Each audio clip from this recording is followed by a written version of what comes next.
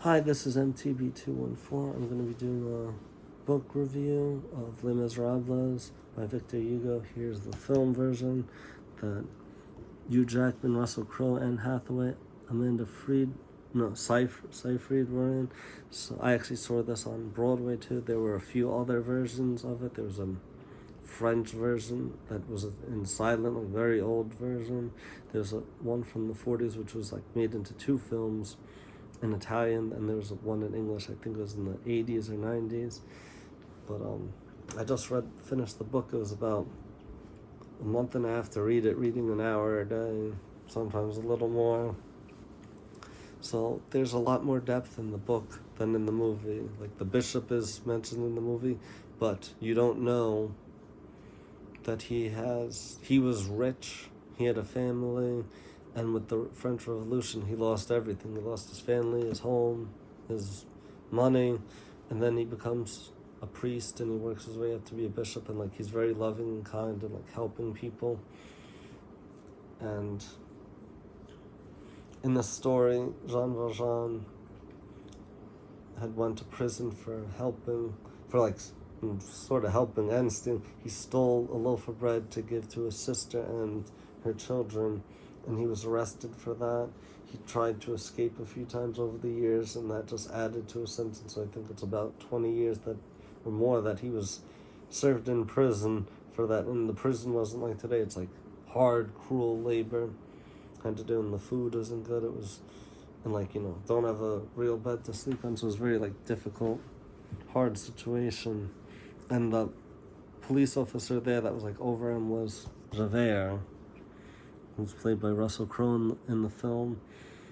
And Javert, he actually had a difficult upbringing too. That he was born low class, poor, but he became a police officer, and the law was being a man of the law was what his goal was, his honor. He was very honorable in that. And not really forgiving. It's okay, this is the law and this is this. And in the story, after Jean Valjean is let go from prison after he served his term, that he's traveling, he's looking for a place to stay. He goes and they ask to see his ID, his papers, and they say, oh, he's an ex-convict, and they won't have him stay at different inns. And then somebody says, oh, go to that house, and it was the bishop's house. So the bishop shows him love and kindness to give him food, drink, a bed to sleep in.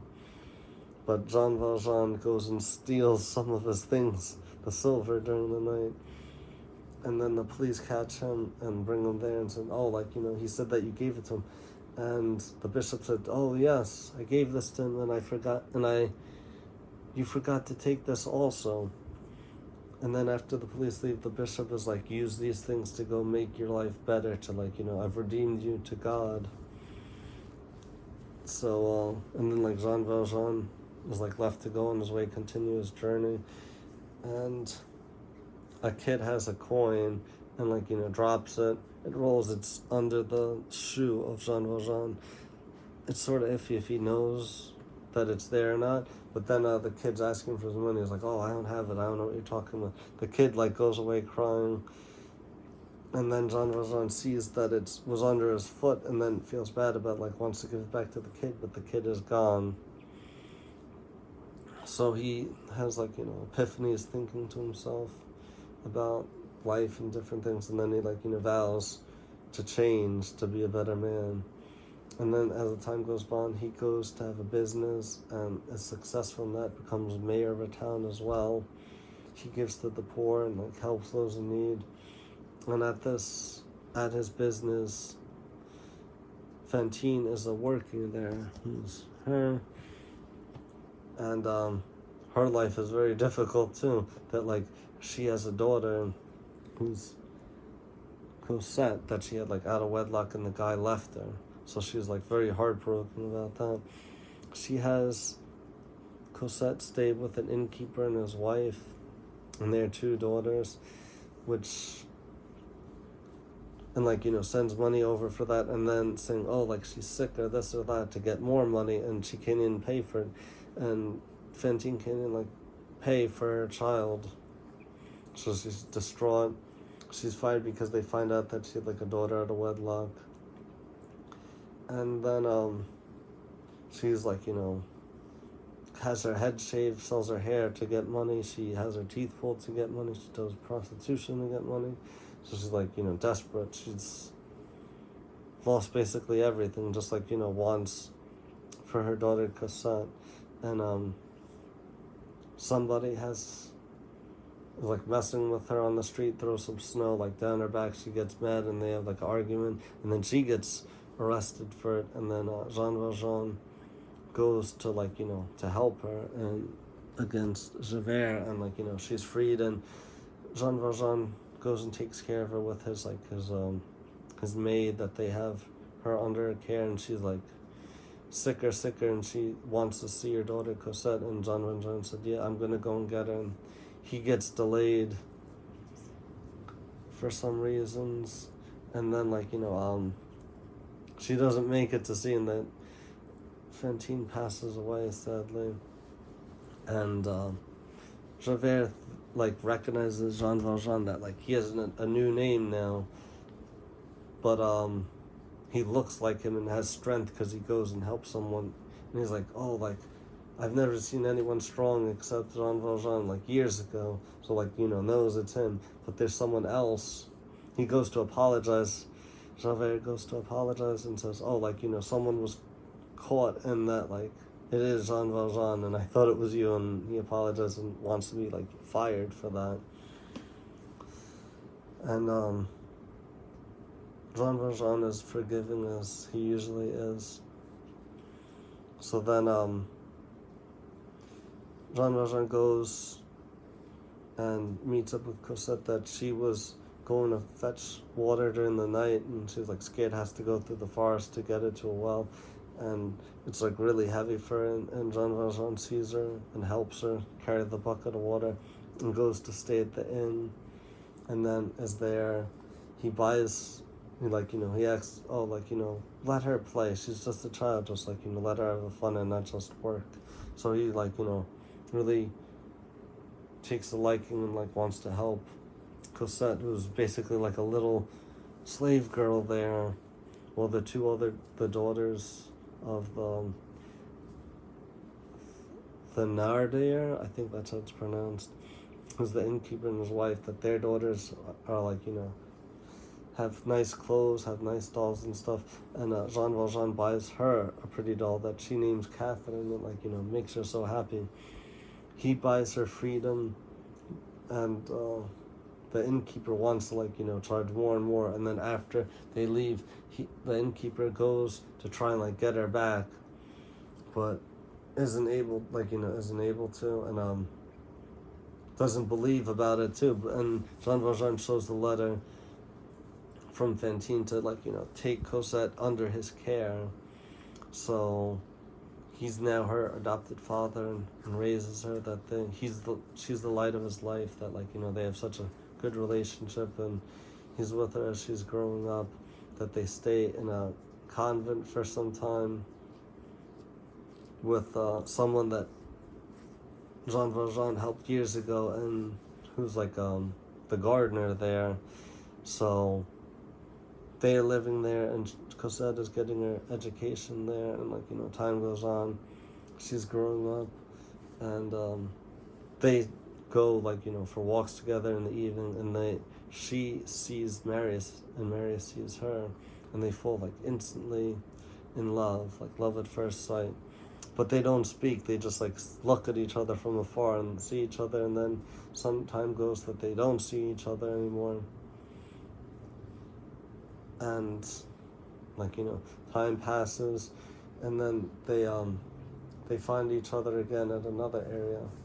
But Marius actually has more depth too, that his father was in the war and was saved by the innkeeper, which like he didn't know, like, he has great debt saving my father. And he lived with his grandfather, but then they like, they had a falling out because the grandfather didn't like his father. Marius's mother was already passed on. Both of them were passed on now, and like that's like when he like saw his father again, when like when his father just passed on, and like found out about like who he was saved by in the war. But Marius then is out on his own. He's a lawyer, but he actually does other sort of work like translating and writing instead of like taking cases. But he lives on his own, has a little apartment, and like he gets by, but he's not rich. He makes some friends, but mostly stays to himself. And then like he goes to see Cosette again, with like walking around in the area, and then he asked a girl to help, which actually is like lives in the same building with the father, who's the innkeeper, after the innkeeper lost his business and everything. So the innkeeper and his wife are not doing well, and then he's like committing crimes, the innkeeper. And the daughter, her name is Eponine, and has another sister as well. So that Eponine helps Marius to find out information, find Cosette for him, and then he goes to see her in person in her garden, and they talk. They spend time together with each other every night after Jean Valjean goes to bed, and they spend time together, and they're both in heaven on earth. They're in love. And then time goes on, and something happens that Jean Valjean says, there's a problem, we're gonna have to move. And he says about moving to England. So she writes a note to Marius about that, and sees a letter back. I don't remember if it was from him to her, her to him, but he sees it, and it's finds out about him. And then they don't move to England, but they're living somewhere else. And then there's with the revolution and barricade fighting, and Marius is heartbroken that he thinks he'll never see Cosette again, so he goes there to get killed in the revolution. Doesn't want to live anymore. But Jean Valjean finds out he's there. Jean Valjean doesn't do any fighting, but helps with that, with the barricade and saving some people. And also, he saves Javert. Javert, the police officer, was captured. And then by the rebels, those revolting. And he says, let me have him so I can get my revenge, because they recognize each other. So Jean Valjean takes Javert to somewhere else in privacy and lets him go free, and shoots a shot up in the air, looking like he killed him. But he let him go free. So he forgave him, even though Javert's been after him for so long. He still was forgiven. So there's that always theme of Jean Valjean being forgiving, his life changed to do good to those who wrong you, and that he's trying to be Christ, turn the other cheek. And there's also some complexities with this as well. There's a little boy in it whose name is Gavroche, I think that's how it's pronounced. But he's with in the neighborhood. He lives alone. He helps these two other boys, which he didn't know, but those were actually his brothers, and he's the son of the innkeeper as well as the two girls. But all three sons are out on their own on the street, and the two boys he looks after for a night, and then says, come back tomorrow night, and he never sees them again. So you don't know what happens to those two poor boys. So there's a lot of people being poor and destitute and suffering, being miserable. But the boy Gavroche, he helps with the fighting as well, and sadly he gets killed. That when he was going to help with going out in the field of battle to go and take the bullets from those who fallen, so that Marius and the others can use those. and then he gets shot himself, and then someone, like, Marius is upset, others are, and that he's gone. Eponine, who's his actually sister, she gets killed as well, and she admits to, like, being in love with Marius on her deathbed, like, dying before she passes on. And she has another sister that, like, survives, and the wife of the innkeeper has passed on, so it's only, like, the innkeeper, then, like, Thénardier and his daughter. I can't, like, Esmella. I can't pronounce. I don't remember what it is off the head. I'm not French, but then as, like, back to, like, Jean Valjean, that he's there. He goes after he saves him. That, like, he leaves. He's gonna leave, but he saves Marius. Marius was shot, and then he's carrying him on his back. He goes, takes him through a sewer to, like, find a way, and then it's the former innkeeper is there and says, like, oh, like, I'll help, like, I'll unlock this, because he's stuck in the sewer. He can't. It's pitch black. He goes, finds, like, a sewer grate to get out, but it's locked, and the former innkeeper lets him out. Who's, like, Thénardier, lets him out, and who's out there waiting is Javert, who Javert, like, arrests and thinks that Marius is dead, but said, oh, like, he's not dead. Let me just take him to his family, because Marius had a note to, like, take his body to his grandfather. So he's, like, brought to his grandfather, and his grandfather, like, heard that he's looks like he's dying, but, like, is happy to have him back in his life, and, like, over months he rests and recuperates, and he's happy to have his grandson return to him, and that, like, he loves his grandson, but he's too proud to, like, admit it. And then when his grandson is better, he goes and, like, they speak, and he says that he wants to get married. He had mentioned that before to Cosette, and then the grandfather's like, yes, definitely. And Cosette actually knew about Marius, that he was, like, unwell, and had made, like, different bandages and all for Marius in his recovery. And then she goes to see him with Jean Valjean, and that, like, they're happy to see each other, and then they're gonna get married, and, like, everything is going pretty well, and then they finally get married, and Jean Valjean is, like, sort of heartbroken. Like, he was at the wedding, but he didn't go to, like, the dinner feast. He left then, because he's, like, was, like, upset, like, he's lost his daughter, is, like, his only, like, family, that she has a husband now. So the next day he goes and speaks to Marius, and, like, admits, like, over the night, like, he's up all night. He looks at Cosette's old clothing when he first met her, like, her old beat up dress that she had, and is, like, reminiscing about her, and is crying, laying on the bed, sobbing, and, like, if he should admit the truth or not. So the next day he does go to Marius and tells him, oh, like, I'm actually, like, Jean Valjean, tells him the truth, and this is after, like, he gave him his fortune to Cosette for them and their life, and Marius is, like, disgusted. Oh, like, he's a convict. That's, like, the lowest of the low in their society, and he doesn't want to use the money that he gave them, like, thinking that he stole it or something. And then he says, oh, okay, like, if you want, I won't come anymore to see Cosette. And then he asks before he leaves, oh, like, can I just go see her for a little time?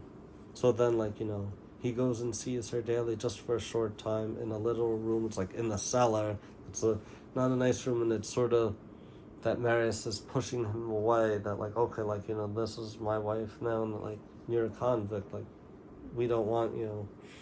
But Cosette doesn't know that, and she feels hurt. That's, like, oh, like, my father, he doesn't want anything to do with me, and says to call me, like, Monsieur Jean instead of, like, father, to, like, grow a distance between them, which she has heard, and, like, he's heard about it too. But it's, like, he actually says to her, like, you don't need a father now, you have a husband. And then, like, time passes, he goes and, like, visits her less often, and that she was out with him once or twice, so like, she didn't realize until like the next morning, oh, like father didn't come to visit me. And then Jean Valjean is like depressed. He doesn't eat, he doesn't drink that much, and like, he's withering away. He's like dying of a broken heart, which is sad. But and then someone comes to Marius to like say, oh, like, I have information about that man. And he's like, Marius like already knows a lot of these things, but he didn't know that Jean Valjean didn't steal from who had this business and all this, like, wealth. It was the same person. So it's like a revelation to him. And then also that like he realizes that it was Jean Valjean that saved him and brought him and Cosette together to be together. So then he feels all this like sadness and wants to apologize and like make things right. So he goes to Cosette like, we're gonna go visit your father. And then she's like very happy that she would go see him since it's been some time. And then they go to see him, and he's at death's doorstep, like being unwell because he has a broken heart. He doesn't eat, he doesn't sleep well, he doesn't drink any water or like anything. So he's starving himself, and he's like old. And then there's another character who's like the grandfather, who is very welcoming now, but which is Marius's grandfather, and wants Jean Valjean there, as they all do. But he's like, oh, like, it's time, like, to be separate. And they speak to each other, and Jean Valjean says, oh, okay, like, the money really is my daughter's, like, I made this legally, it's not stolen. And he explains about his business, that he found a new, better way to like make different products at a more affordable price and like, make money. So like he did make this money legally, and finds it's like, go enjoy the money. And Jean Valjean is dying, and Cosette as well as Marius say, oh, like, we want you to live, like, everything's gonna be okay, you're gonna come over, we have a room for you in the house, and like, we're all gonna be together and be a large happy family of us all, of like, Jean Valjean, Marius, Cosette, and Marius's grandfather. They're gonna be a happy family together. But Jean Valjean is like, no, I'm gonna die, like I'm dying now. And then he goes to pass on, and like, they're heartbroken about this, but he was happy that like, oh, I get to see Cosette again before I die. That like, that was like fulfilling to him. So, and then before he passed on, he asked for just like, a plain grave of just a stone and nothing really special.